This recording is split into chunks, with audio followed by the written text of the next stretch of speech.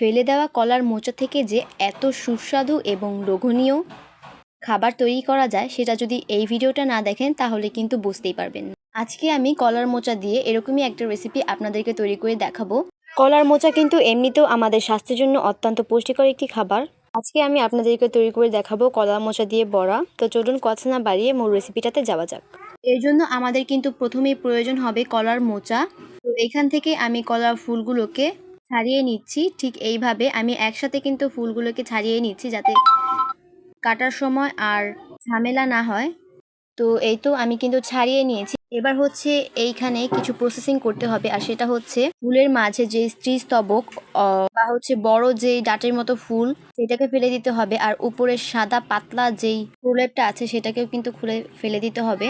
তো এই দুইটা ফেলে দিতে হবে। তো সবগুলো ফুলই কিন্তু ঠিক একইভাবে আমি বেছে নিব।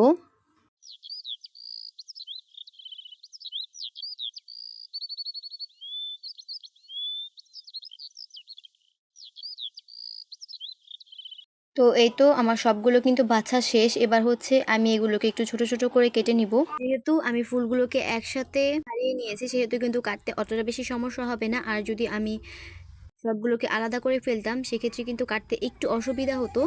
যাই হোক, এবার হচ্ছে আমি এগুলোকে একটু ছোট ছোট করে কেটে নিচ্ছি। তো কাটার পর এটা দেখতে খুবই সুন্দর লাগছিল, এটা কালারের লেয়ার হয়েছিল আর কি। তো যাই হোক, এটা কাটার পর হচ্ছে এটা আমি সাথে সাথে মিষ্টি পানিতে দিয়ে দিচ্ছি যাতে এটা কালো না হয়ে যায়।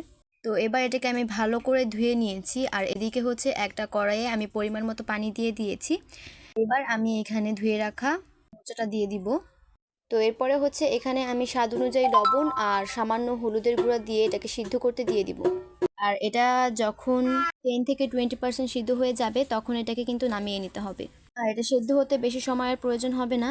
তো এই তো এটা সিদ্ধ করা হয়ে গিয়েছে। এবার হচ্ছে আমি একটা ছাঁকনিতে এটা পানিটাকে ঝরিয়ে নিচ্ছি, আর এরপরে হচ্ছে এটা চেপে চেপে যত পানি আছে সবগুলো কিন্তু ফেলে দিব।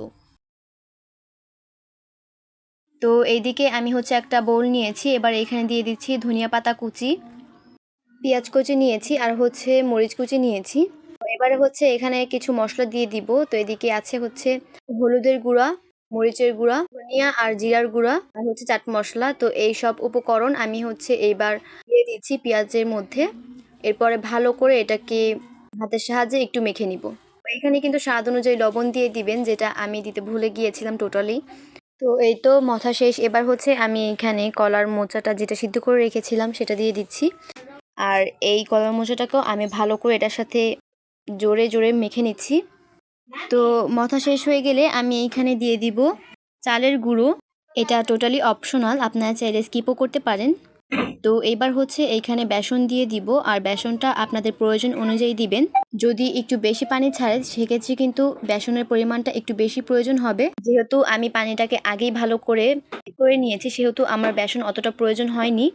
তো এটাকে মধ্যে ঠিক এরকম একটা টেক্সচার নিয়ে আসতে হবে যাতে এটা দিয়ে কাবাব তৈরি করা যায় আর কি, কাবাব শেপের। তো এই তো এবার হচ্ছে এটা দিয়ে আমি কাবাবের শেপের মতো করে বড়াগুলোকে বানিয়ে নিব। তো এই তো ঠিক এইভাবে হচ্ছে আমি সবগুলো বানিয়ে নিয়েছি। তো এদিকে একটা ঘটনা ঘটেছে,